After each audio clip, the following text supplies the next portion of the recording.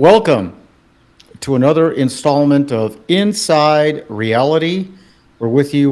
We drop this show every Thursday, and we dare dissect obvious topics. Today, we're going to talk about how chaotic is today's society in America, and of course, all over the world, but particularly in America. How chaotic is chaotic in terms of economy, social issues, safety, public safety, all of those things. I'm Jeffrey Candelaria. My co-host and producer is Jimmy Tran over here. And again, we talk about obvious things, and we use more of a dialectic approach, meaning Jimmy tends to take a different point of view most of the time than I do, and we dissect that same topic from different perspectives. And we're friends. We debate. We don't dislike each other, and we hope that other folks that have influence and power can use a similar apparatus and dynamic when discussing salient issues, like mostly those fat donut eating politicians called Republicans and Democrats. They never do this kind of thing. Jimmy, welcome to Inside Reality. How are you doing this week?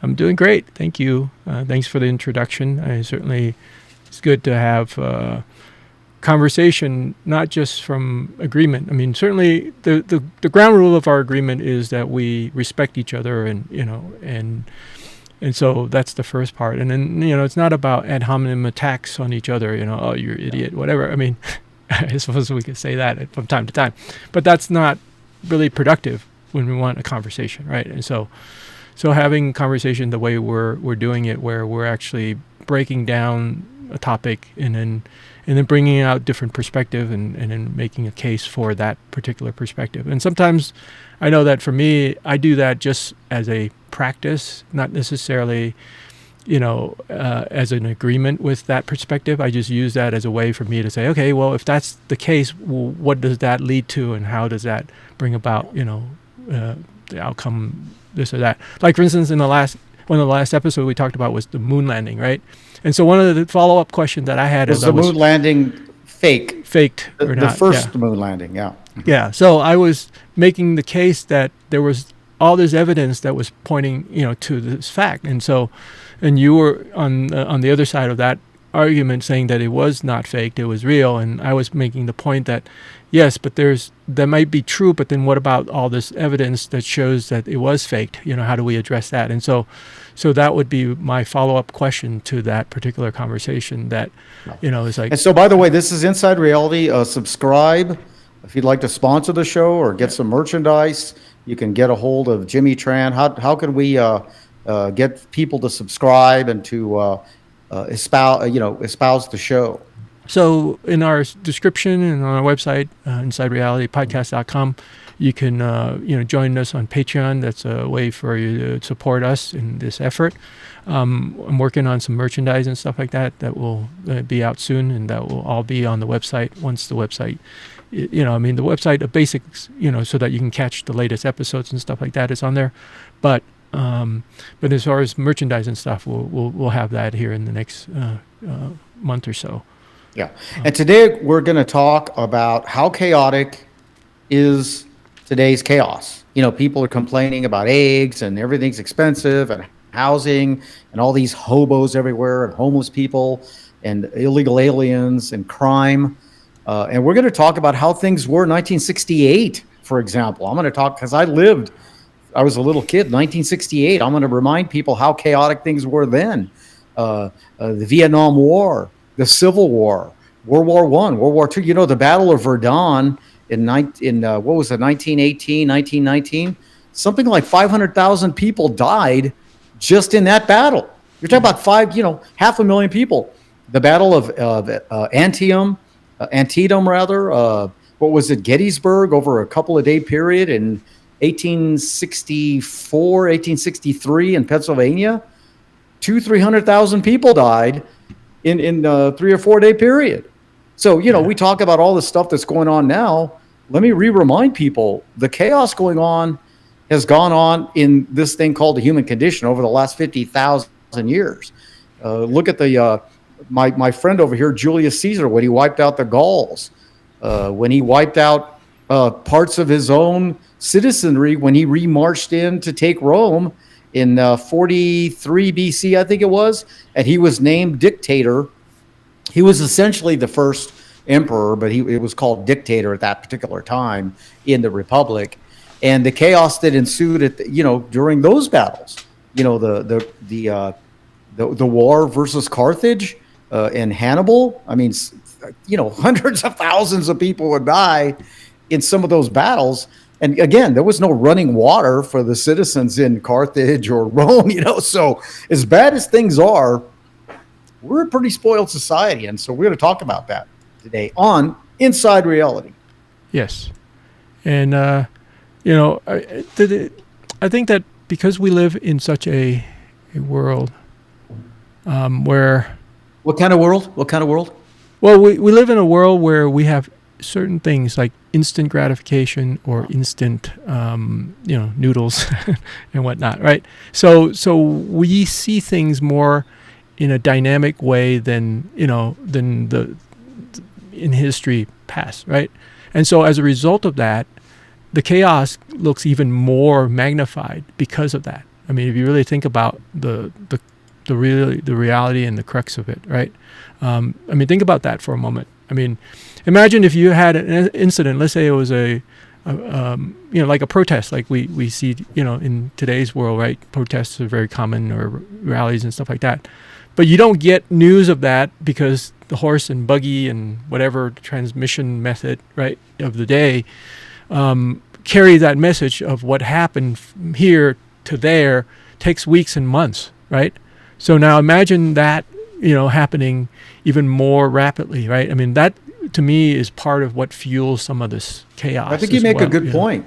I think two classic and most cogent examples of that for me would be the Holocaust, when the Germans basically surreptitiously had this clandestine apparatus to basically eliminate thousands of people per day, right? Mm-hmm. And over the course of, what was it, a 3-year period, 42 to 45 or somewhere in there, 10, 11 million people were annihilated in ovens, in mass graves.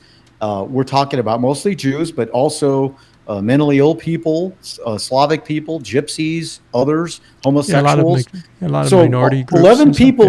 11 million people were essentially, through a mechanical, actually systemic way, murdered, right? We're talking about 10, 11 million people. It's almost beyond our grasp.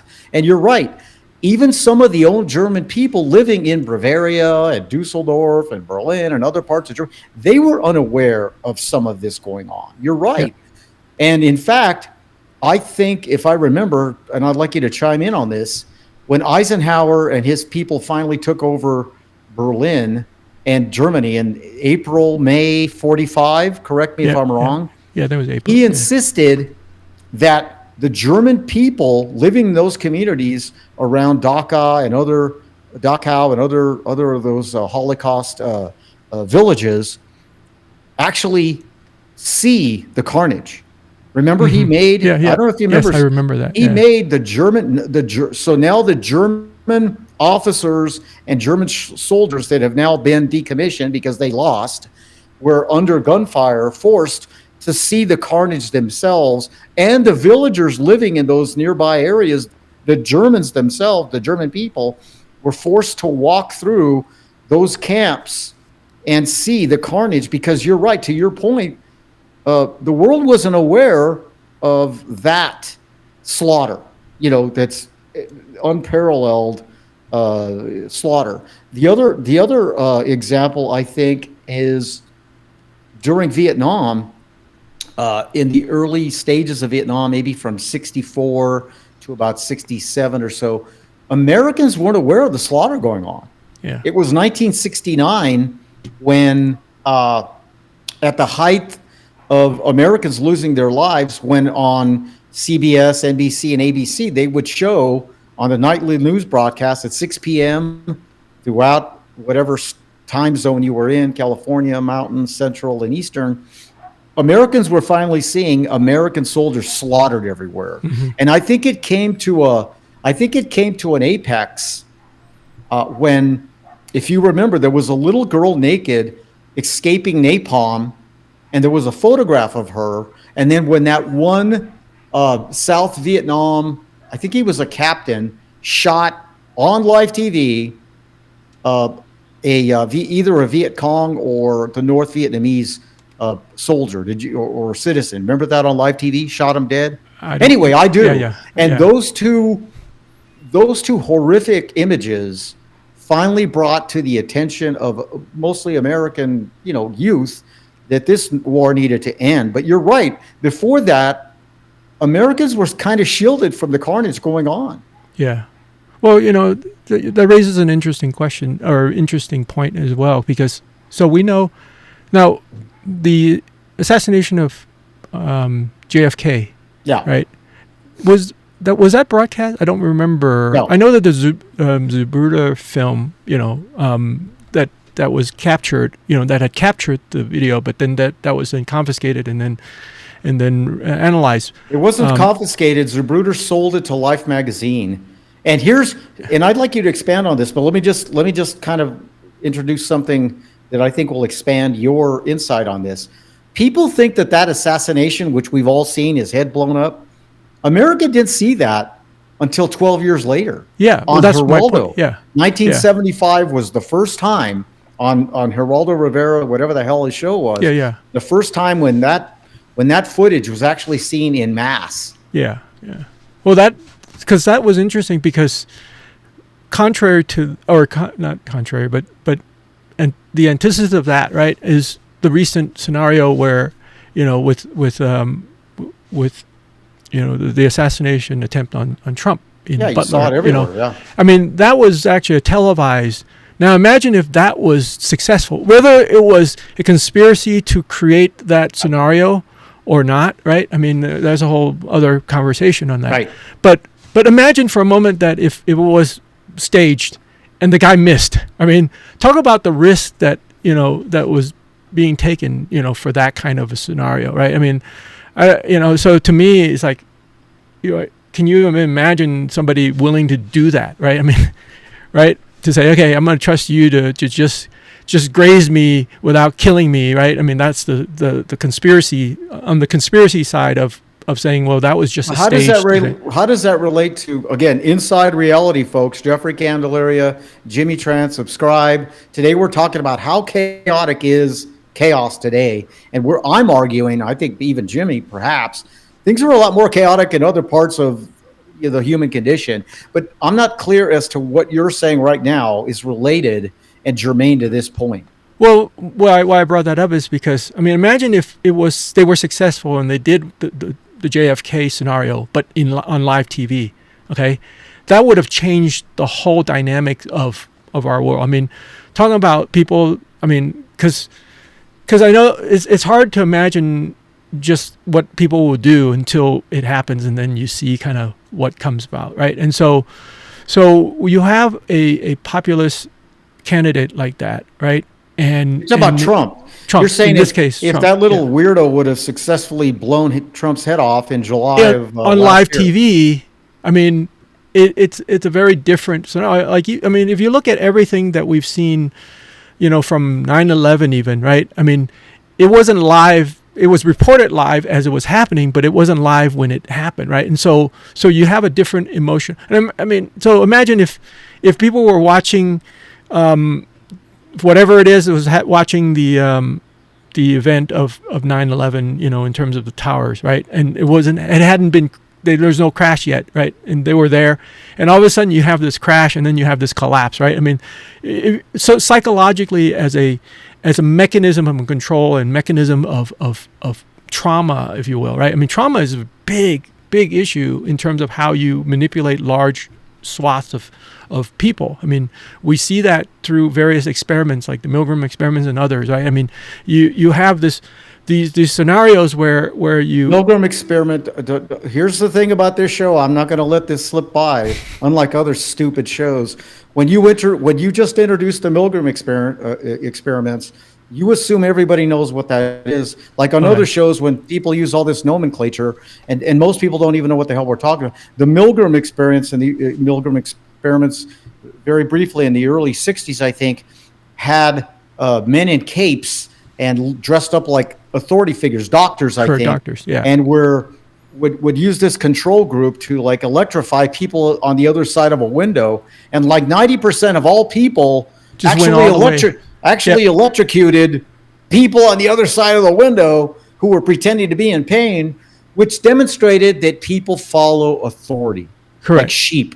So that was Milgram. Okay, go back Yeah. to your point. So these are part of what ties into. I mean, there's other experiments that study trauma, right, and how trauma can be used to manipulate and control. And so when you have, situations like these where you can actually create a trauma, then that can then use to, like, another example of that is we're able to get, like, for instance, the passing of the Patriot Act, which was very, on varying levels of constitutionality, right, in terms of freedom and so forth. But because we were traumatized through the 9/11 event, right, we needed to take out the terrorists, right? And so those are the type of manipulations that systems can do. I'm not sure I understand your point, because I mean, during the time of Henry VIII, when he executed, I think Thomas, it was Anne Boleyn and not Mary Parr, but I think Jane Seymour, because he had 6 wives, 3 of them were beheaded. He would behead his wives in front of everyone. Correct.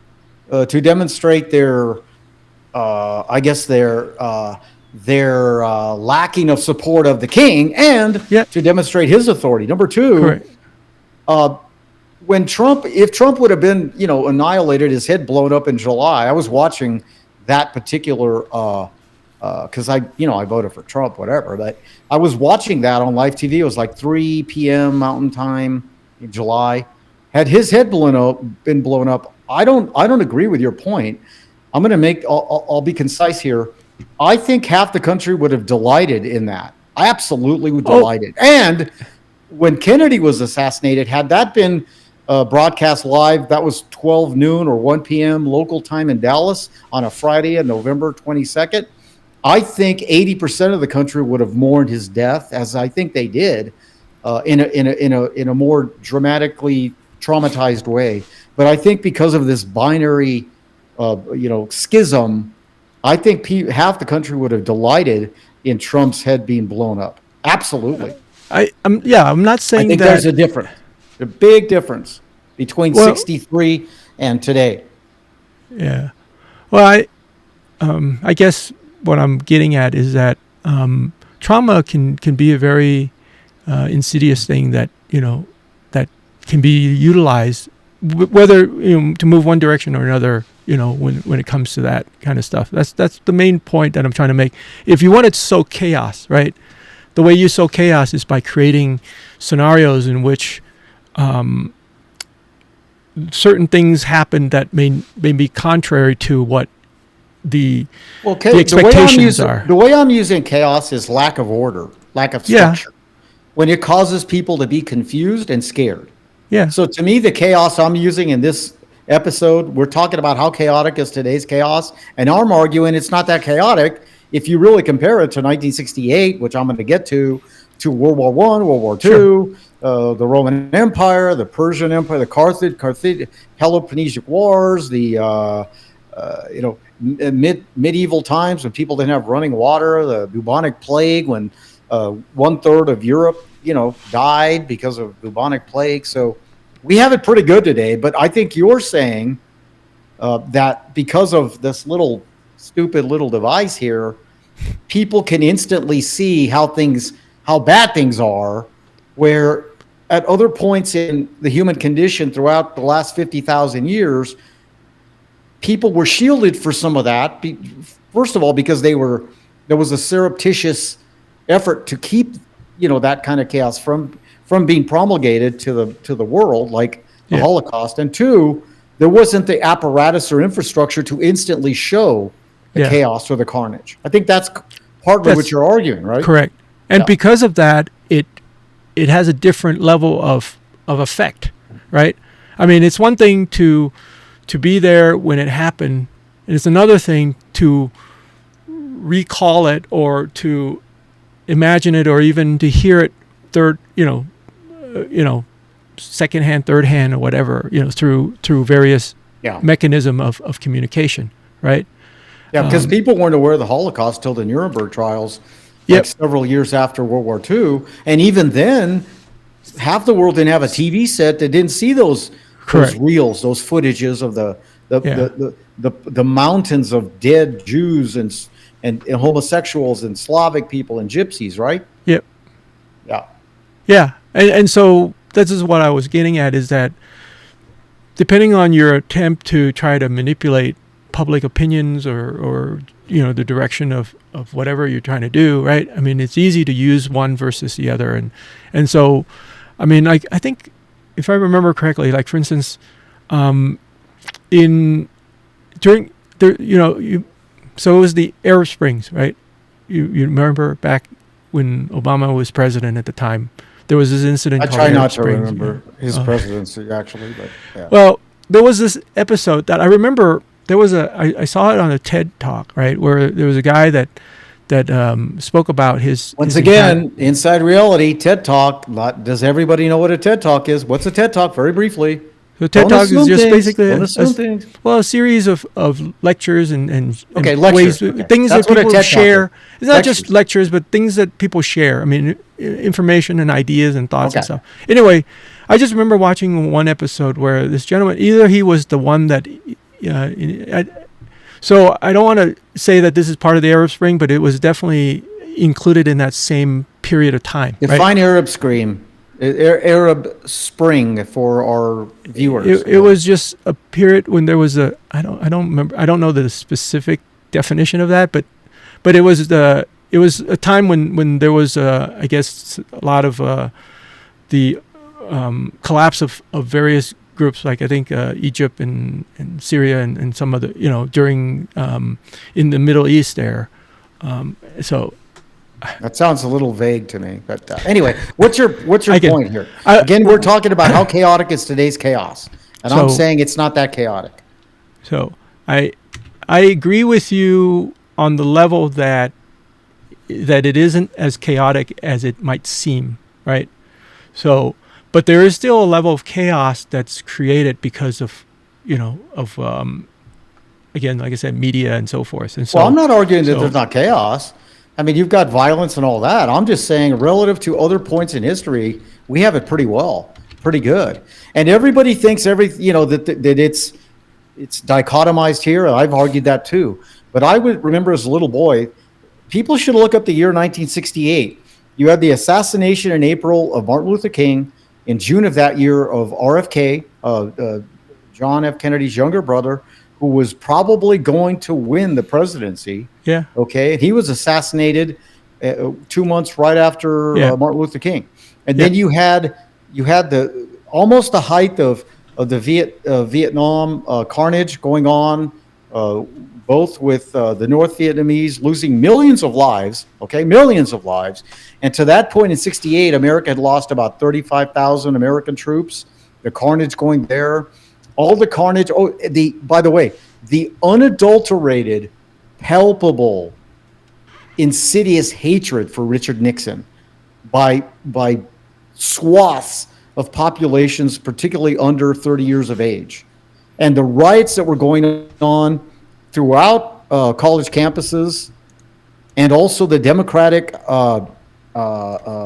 convention in Chicago, where not all, but protesters, mostly 30 and younger, were being beaten over the head by batons by the police department. You talk about unequivocal police brutality.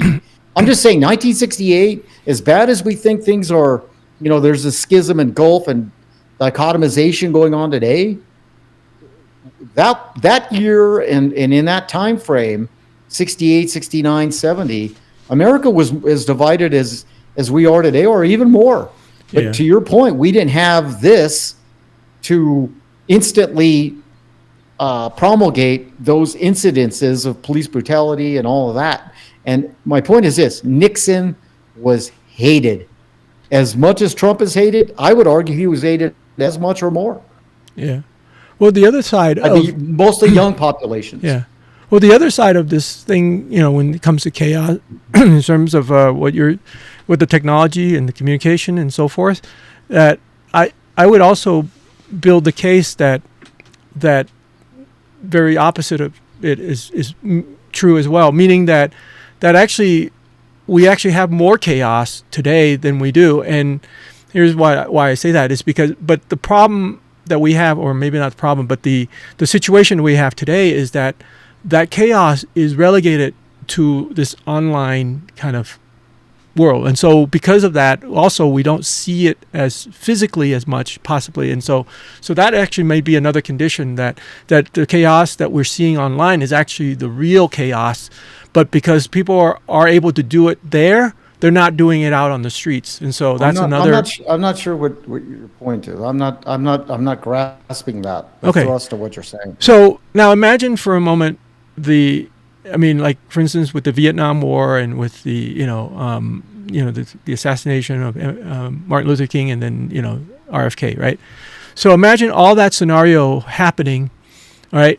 But because people are able to now voice their opinion and voice their concerns during that time, but because at that time they didn't have these mediums, and so in order for them to actually express themselves in any significant way, they had to show up, at these situations in these different places, right? And so because of that, the chaos is more visibly public and physically there, right? We see some of the, like for instance, right now as we're recording this episode, right? LA is going through a kind of a riot situation right now, okay?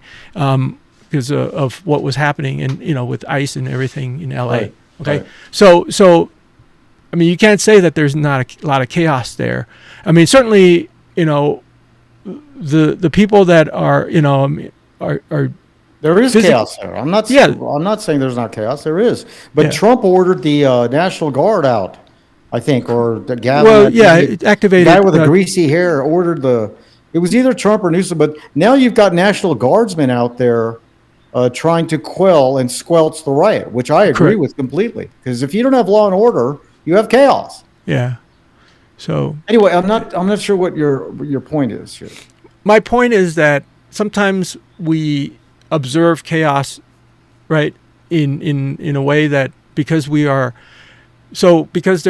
the physical part of the chaos that we see, right, like what's happening in LA and so forth, the rioting and so forth, or even the case of the protests in '68 against the war and all that, right? So it was a chaotic time, and I would argue that the chaos that we experienced there is maybe just as much, if not more, today, because again, we have the technology to insulate that chaos from spilling out into the street the way that it happened, right? So that's what I'm saying. So I would argue, I'd like to hear a sociologist chime in on this. 1968, you had, I believe, more chaos that year than we saw even anything up to that point. Yeah, because you had Detroit riots. I think Watts was 66. Sure. You had all this stuff, but I guess to your point, we didn't have this covering it all over the place. Yeah. But the other way it was expressed, and this is going to blow your mind, and it was extremely palpable, and it touched on, in a most salient way, in a most visceral way, the way the protests also took place beyond the physicality of actually being in mass and throwing bricks at the cops and everything. Music. Music. Yeah. The Beatles, mostly Bob Dylan, Joan Baez. Yeah. The folk singers, Peter, Paul, and Mary, most of them a bunch of liberal schmucks, but some of the music was good. A lot of it was a little whiny. But let me tell you, when you heard some of those protest songs expressed through music, it was powerful. Yeah. And it also engendered this sense of taking a position against the man. It was called the man. The man was authority, politics, corporate America, and all that. And listen to CCR, Fortunate Son. I could go on with hundreds of songs that were expressed, that were taking the position of it's us against them. Sure. And them were, it was the Vietnam, it was the military, it was the industrial complex, it was the political machine, it was corporate America. And so that happened in the 60s, and people Correct. forget about that. Yeah. Everybody thinks that we're, experiencing it for the first time, but Oh, it it's wasn't. happened multiple times. I mean, even Oh if yeah, you were to make the case that, I mean, the French Revolution, or 1789. or even the build up to the Civil War. I mean, you can make that point as well. Absolutely, So absolutely. I mean, that's why you hear and you see a lot of rhetoric around. Well, we're in this Civil War right now, right? I mean, and to some degree we are. I mean, but the ideological, there's some ideological change, right, that has taken place, and that's part of what we're seeing. And in different stages, there's different parts, right? I mean, in the case of the '68 and that era, it was really strong, of course, the equal right. I mean, which is really kind of odd when I trying to break this down in my thought, right? Because 68, Got about 10, obviously, 11 minutes or so. in the 60s of the 1960s was literally roughly 100 years from when the Civil War, took place, right? In 1860, the secession of South Carolina, and then the ensuing lead up into the battles and so forth. That and then I think the Civil War ended in 65. I think in Yes. 1865. I So think at Appomattox. I think Yeah. it was So- April or May of 65. So in that scenario, I mean, you have a very interesting contrast there because it 100 years, you have the equal rights movement. That's primarily what the 60s was driven by, right? And so if you were to look at that, I mean, in today's fight and argument over civil rights is very different, because in today's world, it almost seems like the pendulum has swung really past the equality line and moving towards what the equity line that they're saying that equity to be line is fair. abstract to me, because keep in mind the hippies were there were the beatniks, and then the hippies right after that were arguing not just for equal rights and all this and peace and love and all that. Well, fair but treatment. they were also arguing for the environment. Sure. So they didn't use the word climate change, but their big thing was zero population, because they thought the world was going to be overpopulated. yeah. There's not going to be enough food. So all this stuff that we're arguing before or It's now, still there, it yeah. happened before. The Yeah. difference is there were two genders, okay? It was man and woman. Today, with the stupid abstract, nonsense that there's more than two genders, there's not more than two genders. Don't get mad. If you want to dress like a zebra and pretend you're a zebra, you can, but you're not really a zebra. To the hippies' credit, at least they understood basic biology, XXXY, okay? The chromosome differential between two genders. But the hippies were arguing for equal rights, but they were also arguing for the environment and all that, and less government intervention. They were basically conservatives in that sense of the word conservative. Yeah. Well, They didn't like big government. yeah. Absolutely not. Well, and that's why it's so Today's interesting. liberals love big government. Bigger government, yeah. That's a really weird paradox, because the hippies back then would have probably, if you put a gun to their head, would have been liberal Democrats. But their version of liberal Democrats was, let me carve out my own village. Yeah. I hate the word community, but my own community. They didn't want big government. Today's liberal Democrat not only welcomes big government intrusion, they think it's an intrinsic right per birth. That's a weird paradox, man. Again, Inside Reality, folks. This is Jeffrey Candelaria and Jimmy Tran. Share this and subscribe. We're with you. We drop the show every Thursday. All right. So now let's continue this. So in terms of the contrast, right? One of the things that I think that is very interesting as well is that in the 60s, you've got a contingent of people that, again, like I said, they're mostly the strata of those people are more in the working class, if you will. Okay, they're not like today, for instance. The hippies were. I don't know if they were working class. They were. What I'm getting at is that they're not like today, where you've got a number of people that are more like just college educated. I mean, that's the driver behind a lot of the hippies were in college, but okay, all right. I mean, all right. Well, I'm not saying that they're not in. Well, I guess there's a different economically. There's a different level of classification, I think, between today and because a lot of the stuff that are driven out of today, I think, and part of it, I think, has to do with the fact that those fight have now become institutionalized, right? And so all those people that have fought, during the civil, right, and so forth, are now part of the institution in today's world because of the shift that had happened. What happened to women's rights? Where are all the women that argued that burned their bras?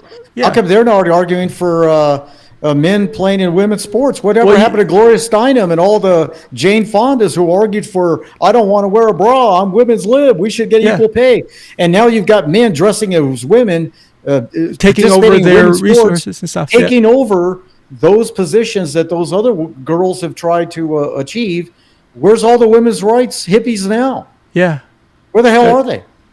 I don't know. Is that a rhetorical question? Is it? Do you have any thoughts on that? We got about 7 minutes here, but what the hell happened to all the women's rights bra burners of the 60s? Yeah, I don't know where they are, but I do know that in some conversations I've had with a few of those individuals, they are not happy with it. Now, are they out there saying anything about it? I don't see that, and I didn't really ask. Well, why are you not out there? Why didn't you ask? Protesting. You're a producer of Inside Reality. Ask. What's that? Well, at the time, this is a few years ago. I was having lunch with a friend of mine who was considering herself. I mean, she considered herself a second wave feminist, and she was like, and I really, I felt bad for, not her, but so much as for the whole situation that plays out. It's just unfortunate. I don't feel bad for it if people aren't challenging the position and actually being convicted enough to put themselves on the line. Hell with them. If you don't fight for what you believe in, go straight to frickin' hell. Susan B. Anthony is probably turning in her grave when she was just trying to carve out, the right to vote, right? That kind of thing. Yeah. That was 130, 140 years ago. She's probably spinning in her grave when she sees a man dressed as a woman, defeating Riley Gaines in a swimming pool and then standing on a podium. Yeah. And I have no idea where the hell Jane Fonda is and Gloria Steinem and Joan Baez and all these other, women that were singing songs and had positions of power in pop culture, and they're fighting for women's rights, equal pay, equal representation on television and movies, not being objectified. Where the hell are they at with men dressed as women participating in women's sports? I have no idea. The argument that from my 5 minutes. Okay. So from my assessment of it, the argument that again, I'm not an expert in this, but because I've kind of had a few conversations here and there, the argument is that, well, these are actually women. I mean, they're not just pretending to be women, but they're actually women because trans women. They can't have babies. So therefore, men cannot have babies. You're not going to get away with that on this show. Anyone wants to come on this show and argue that a transgender person is a woman. They're not. They cannot have a baby in a million years, not a zillion years. Not going to happen. Don't get mad at me. But a man, you can have as many surgeries as you want. If you want to participate in your life as a woman, that's your right to do it. Go ahead, do it. But don't make me embrace the absurdity that you're a woman. I'm not going to do it. That's where I draw the line. I'm not against people living out their lives as transgenders. Let me be very clear on that. But I'm not going to participate in an absurdity that just because you want to live your life out as a woman when you were born with a penis, that you're really a woman. You're not. You're not. I'm not going to participate in that absurdity. Does that make any sense to you? That's where I draw the line. Yeah. I'm not going to put myself in a position of somebody else's absurdity. At the same time, that person can live out their life the way they want. As I've said on other shows, if you want to pretend you're a zebra, you want to piss in a litter box and pretend you're a cat, do it all day long. But I'm not going to call you an actual cat because you're not. But I'm not going to prevent you or do anything to prevent you from living your life out as, in your mind, a cat if you choose to do so. So I want to be clear on that. Transgenders have every rights in the world to do whatever the hell they want, but they're not really women. Well, in the case born with a penis.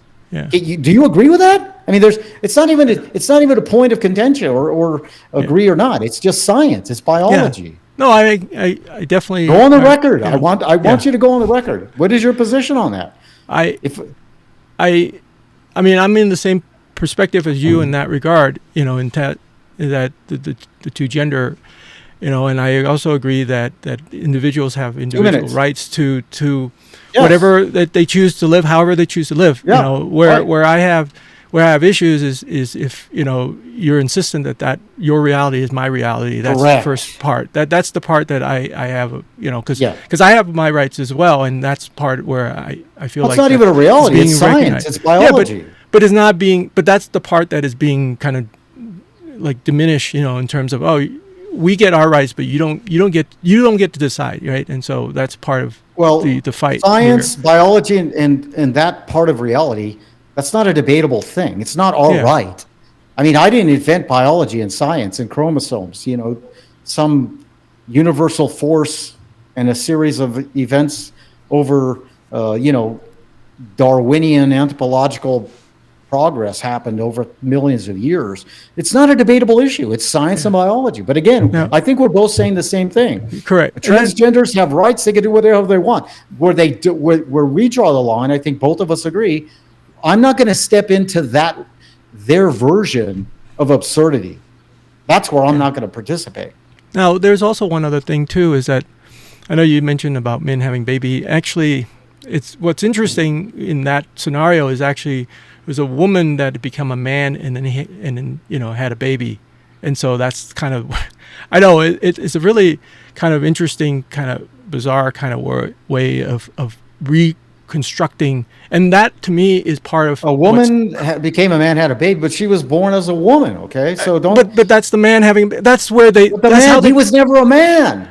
Okay, we got 30 seconds. Okay, but I'm just saying. Okay, that woman who was transitioned to be you know, put a penis on through surgical, was still born a woman. Yeah, so she kept her uterus in that scenario. The woman had a woman birth. Okay, don't confound people with all this nonsense. It's absurd. Well, a woman had the baby. She chose, perhaps legally, to say she was a man at that point, but she was born a woman. You can't change biology. Can't do it. This is Inside Reality.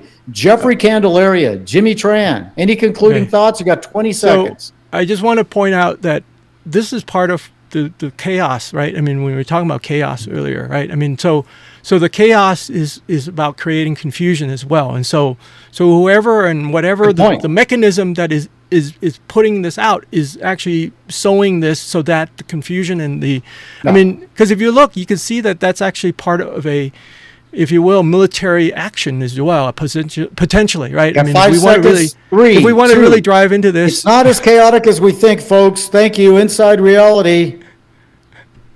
See you later. We'll continue. Leave your comments, subscribe, like us, follow us, and we'll have more. Love to have this conversation with you as well in the chat, but just be respectful. Thank you.